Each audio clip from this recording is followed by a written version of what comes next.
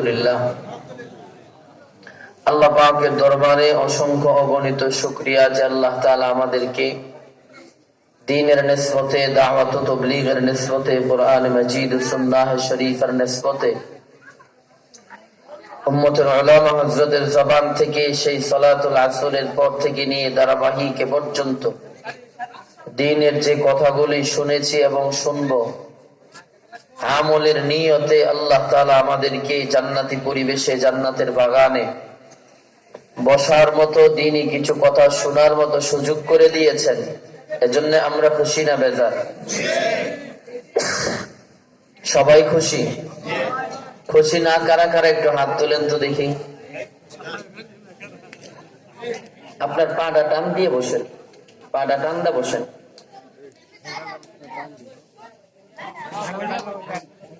পায়ে সমস্যা? ও আচ্ছা আচ্ছা। তো কয়েকজন হাত তুলছে, এরা খুশি না, না বুঝে উঠেছে, ঠিক না? আচ্ছা, খুশি কারা কারা একটু হাত তুলেন তো দেখি। দুই হাত উঁচা করেন, আরে একটু উঁচা করেন। নারে তাকবীর, নারে তাকবীর। আল্লাহ কবুল করুক বলি আমিন। হাত নামান।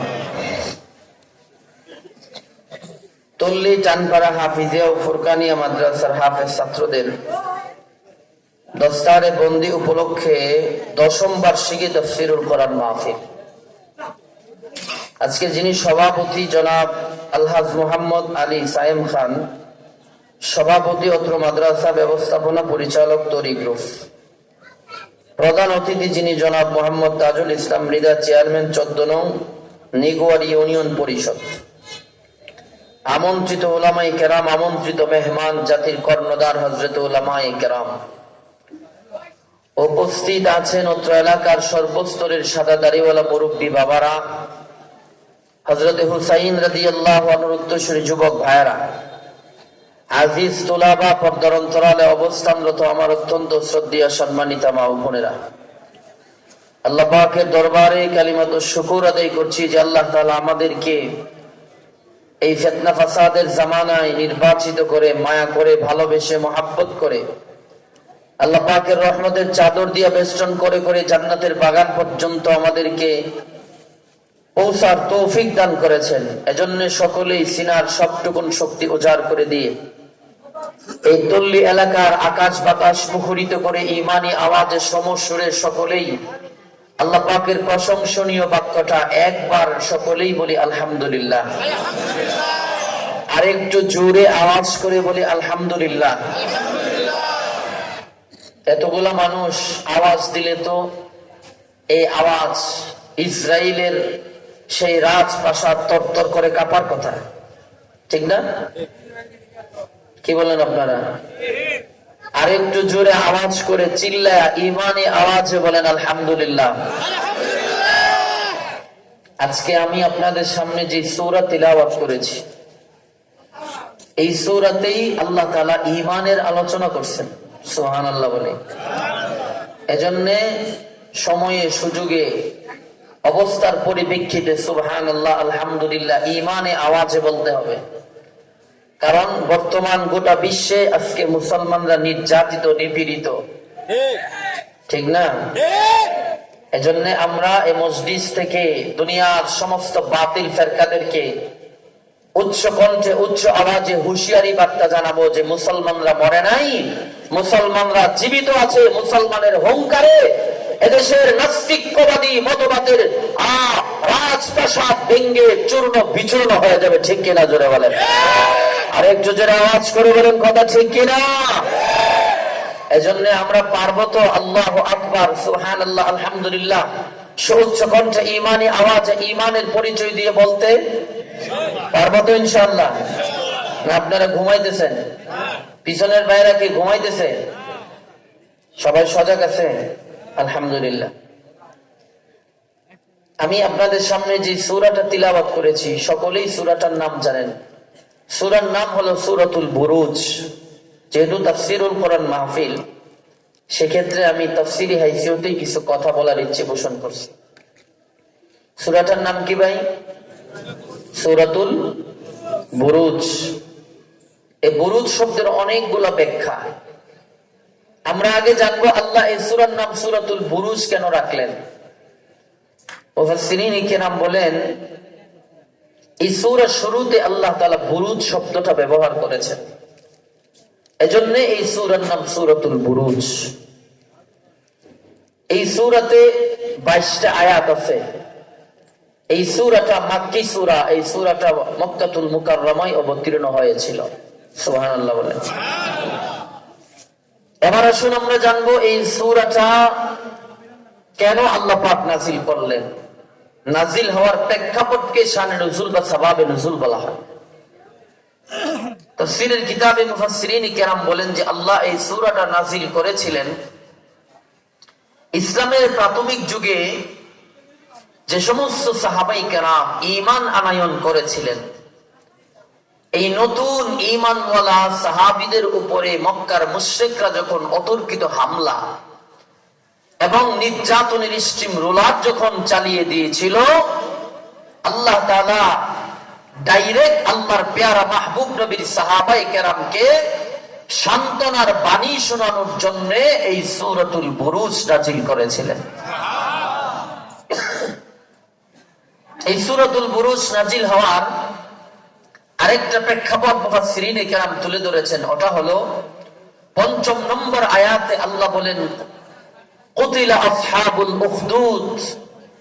আসহাবে উখদুদ নামক একটা জাতি ছিল, এক বাদশা ছিল গর্তওয়ালা আসহাবে উখদুদ। এই আসহাবে উখদুদের ঘটনাই এই সূরার শানে নুজুল।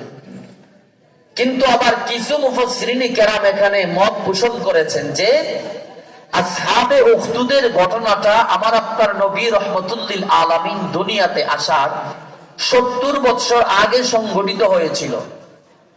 নবী তখন দুনিয়াতে আসে নাই, তো এই ঘটনা এই সূরার শানে নুজুল হবে কি করে। তৃতীয় মত হলো, কোন কোন মুফাসসিরিন কেরাম বলেছেন যে এই সূরাটা শানে নুজুল হলো ঈমানের অগ্নি পরীক্ষা। ঈমানের, আরো জোরে বলি সবাই, ঈমানের অগ্নি পরীক্ষা। তো যাই হোক, এই সূরাটা আল্লাহ নাজিলের ক্ষেত্রে 2টা পদ্ধতি অবলম্বন করেছেন।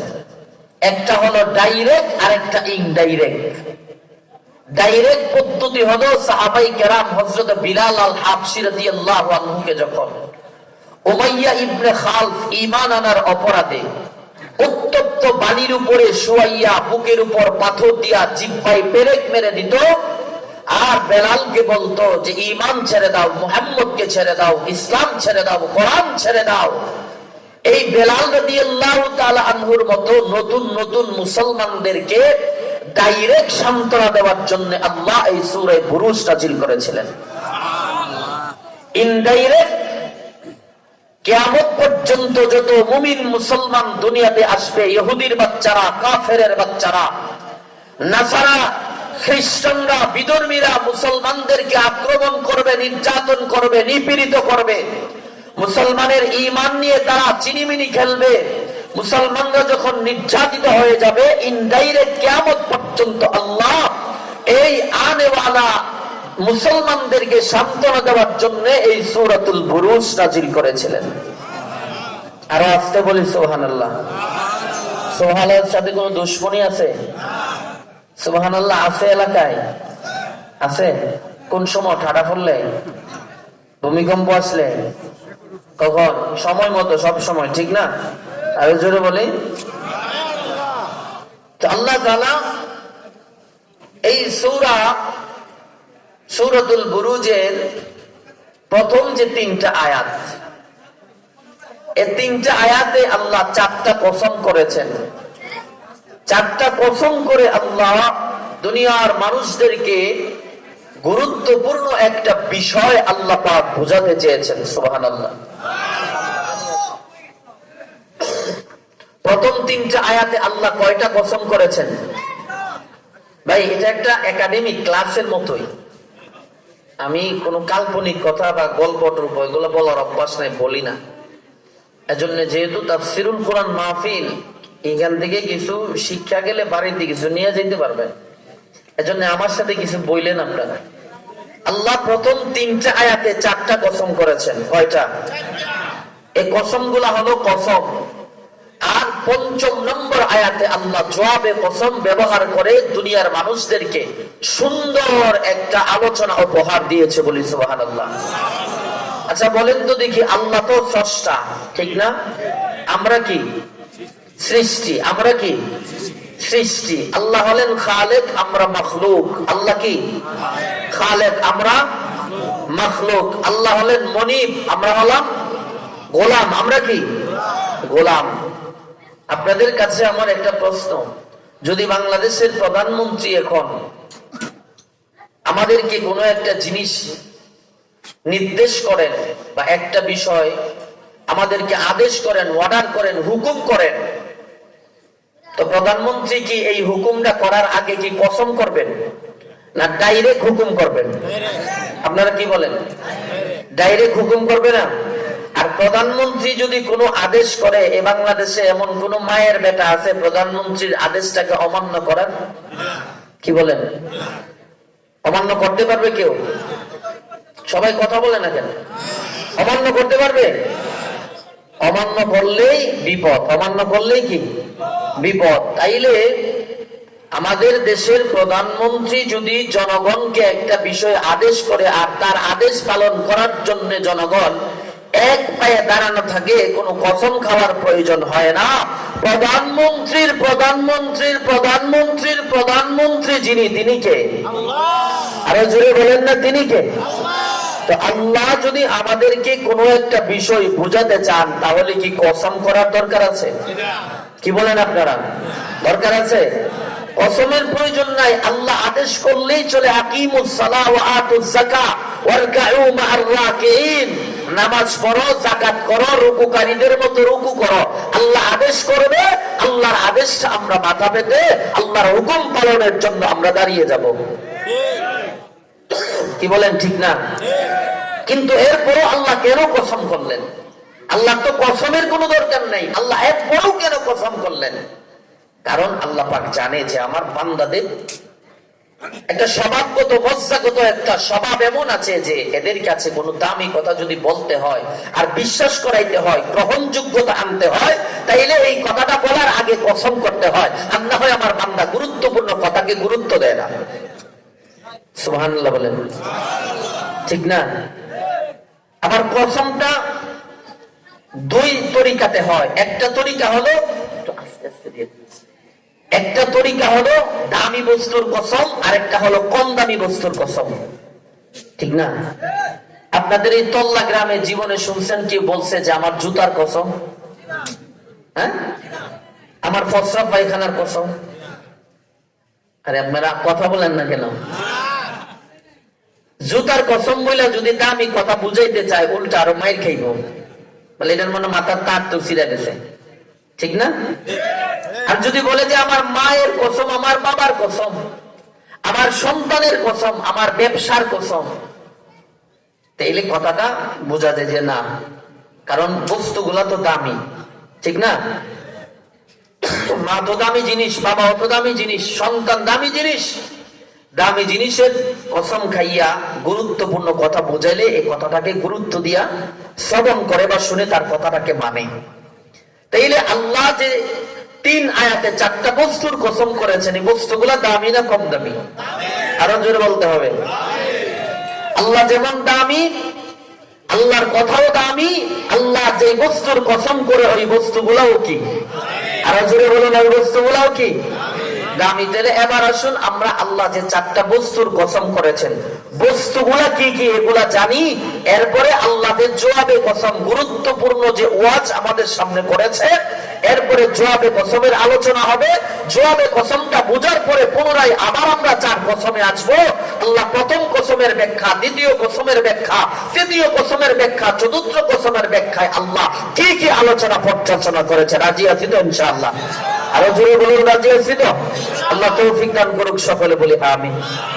তাহলে এবার আসুন আমরা আগে কসম গুলা বুঝি। আল্লাহ 1 নম্বর কসম করেন, ওয়াস-সামা'i যাতিল বুরুজ। 1 নম্বর কসম।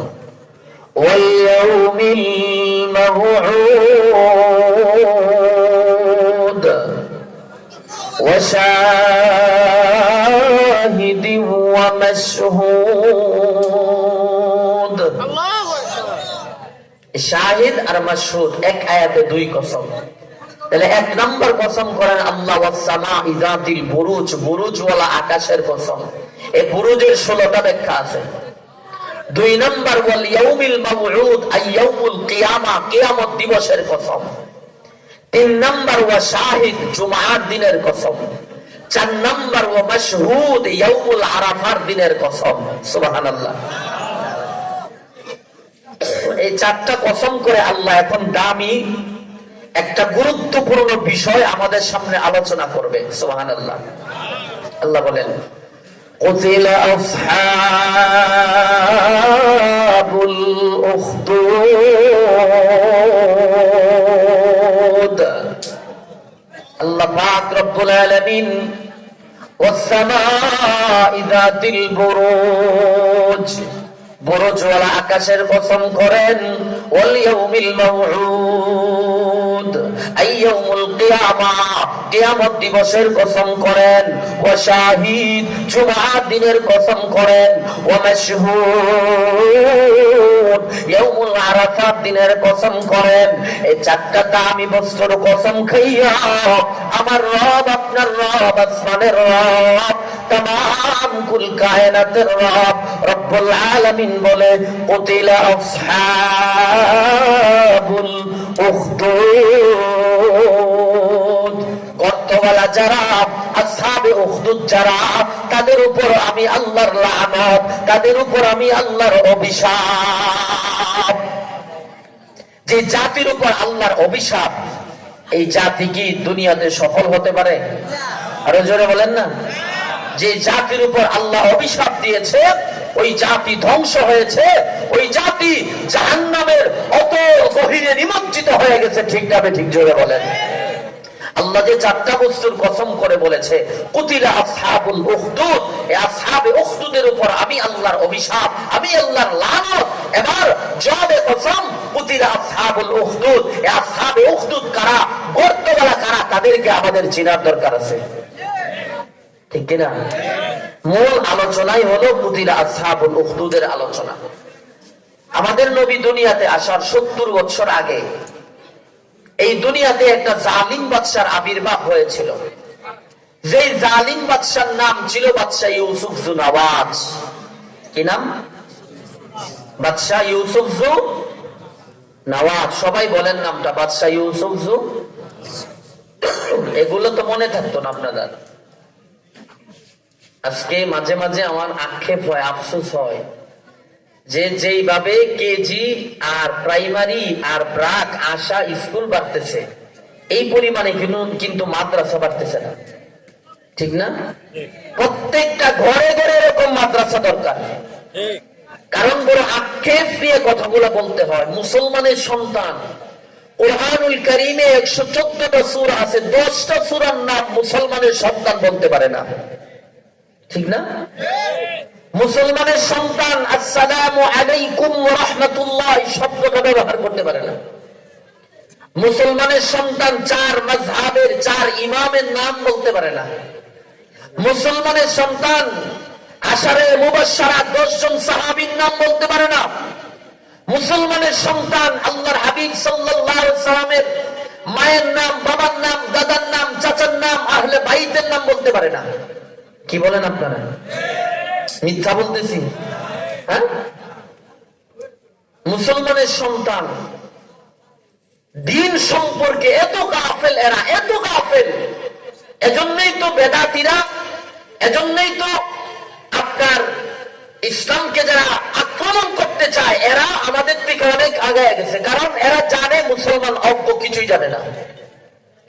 আজকে বেদাতীরা আমার আপনার সামনে গায়েবের দলিল দেয়, মুসলমান হা করে তাকিয়ে থাকে। গায়েবের মালিক যে একমাত্র আল্লাহ, এই দলিল মুসলমানের সন্তানের কাছে নাই। মুসলমানের সন্তান হা করে দাঁড়িয়ে থাকে। আজকে একদল বলছে শবে বরাত বলতে কোনো কিছু নাই। কি বলেন? আছে না? বলতেছে, কিন্তু 16টা সহিহ হাদিস দ্বারা প্রমাণিত যে শবে বরাত আছে, কিয়ামত পর্যন্ত থাকবে। কিন্তু কয়জন মুসলমান আছে 4টা হাদিস দিয়ে দলিল দিতে পারবে? আহলে হাদিস যারা, তাদেরকে পারবেন? কেউ পারবেন না। অথচ আল্লাহ রাসূল বলেন প্রত্যেকটা মুসলমানের এই পরিমাণ শরীয়তের ইলম জানা থাকা দরকার, যেই পরিমাণ শরীয়তের ইলম থাকলে এই মানুষটা গুমরাহ হবে না, এই মানুষটাকে ইহুদি নাসারারা গুমরাহ করতে পারবে না। অতটুকু ইলম শিক্ষা করা প্রত্যেকটা মুসলমান নরনারীর উপর ফরজ। এজন্যই মাদ্রাসা, এজন্যই কি, এজন্যই মাদ্রাসা। এগুলা বড় আক্ষেপের বিষয়, বড় পরিত্রাপের বিষয়। অনেকে হাসবে মনে মনে যে হুজুর কি আর কোনো ওয়াজ পাইছে না? না, এটাই ওয়াজ। এর চাইতে বড় ওয়াজ আর কিছু হতে পারে না বর্তমান সময়ে, ঠিক কিনা বলেন? মুসলমানের সন্তান শিল্পপতি, হাজার কোটি টাকার মালিক, বাবার জানাজার লাশের সামনে দাঁড়ায় হা করে দাঁড়িয়ে থাকে, না পড়তে পারে জানাজার দোয়া, না পড়তে পারে দরুদ শরীফ, না পড়তে পারে তাশাহুদ, না পড়তে পারে সানা, ঠিক কিনা? জোরে বলেন, আরো জোরে বলতে হবে কথা, ঠিক কিনা? এজন্যই মাদ্রাসাগুলোর দরকার, এজন্যই মাদ্রাসা, এজন্যই মাদ্রাসা। এই মাদ্রাসাগুলো এমনি এমনি আসে নাই। এই যে মাদ্রাসা হয়েছে মনে করেন এমনি হয়ে গেছে না। আমাদের আকাবের আসসাব যারা ছিল তাদের শেষ রাত্রের তাহাজ্জুদের চোখের পানির ফসল এই তল্লি হাফিজিয়া মাদ্রাসা। এই মাদ্রাসাগুলো এমনি এমনি আসে নাই, কচুরি পানের মতো বেশি আসে নাই মাদ্রাসাগুলো। এই মাদ্রাসাগুলো আল্লাহর আদালতে আরশে আজিমে মকবুল হয়েছে, আল্লাহর নবীর আদালতে মকবুল হয়েছে, এরপরে এই এলাকায় মাদ্রাসা প্রতিষ্ঠিত হয়েছে। এই মাদ্রাসাগুলোর পিছনে আমাদের আকাবেররা অনেক মেহনত, ঘাম জড়ে মেহনত, আমাদের আকাবেররা রক্তাক্ত হয়েছে, আমাদের আকাবেরদেরকে ফাঁসির কাস্টে ঝুলিয়েছে, আমাদের আকাবেরদেরকে গুলি করে হত্যা করে গাছের ডালে ডালে লটকিয়ে রেখেছে। এই ত্যাগের বিনিময়ে এই তুল্লি হাফিজিয়া মাদ্রাসা প্রতিষ্ঠিত হয়েছে, ঠিক কিনা জোরে বলেন?